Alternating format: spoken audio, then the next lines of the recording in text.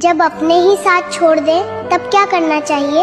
यदि आज तुम्हारे अपने ही तुम्हारा साथ छोड़ चुके हैं, यदि जिनके लिए तुमने सब कुछ किया वही आज तुम्हें अकेला छोड़ गए हैं, तो इस उपदेश को अंत तक अवश्य सुनना, क्योंकि जो बात मैं आज बताने जा रहा हूँ उसे समझने के बाद तुम किसी के जाने पर टूटोगे नहीं, बल्कि पहले से अधिक मजबूत बन जाओगे।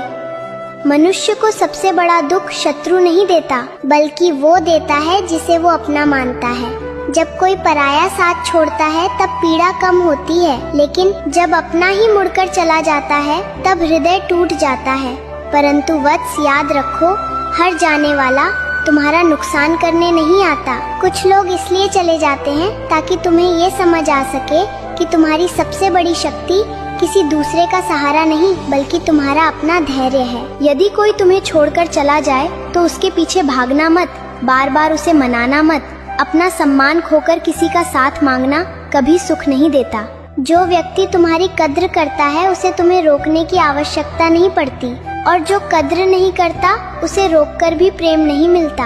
अपने आंसू उन लोगों के सामने मत बहाओ जो तुम्हारी भावनाओं की कीमत नहीं समझते। अपने समय को शिकायतों में मत गवाओ, उसी समय को स्वयं को बेहतर बनाने में लगाओ। ज्ञान बढ़ाओ, अपने कर्म सुधारो, अपने परिवार का सम्मान करो और अपने लक्ष्य पे चलो। जीवन का एक नियम है, जब एक दरवाजा बंद होता है तब ईश्वर तुम्हारे लिए दूसरा मार्ग भी तैयार कर रहे होते हैं। लेकिन जो व्यक्ति हमेशा पीछे मुड़कर देखता रहता है उसे सामने खुला हुआ रास्ता दिखाई नहीं देता।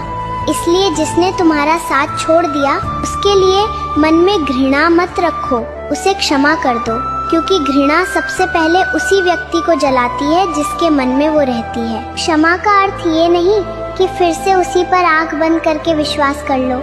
इसका अर्थ केवल इतना है कि उसके कारण अपने मन की शांति मत खो। तुम्हारा मूल्य इस बात से तय नहीं होता कि कितने लोग तुम्हारे साथ हैं। तुम्हारा मूल्य तुम्हारे चरित्र, तुम्हारे कर्म और तुम्हारे धैर्य से तय होता है। यदि ईश्वर तुम्हारे साथ हैं तो अकेलापन भी तुम्हें मंजिल तक पहुंचा सकता है।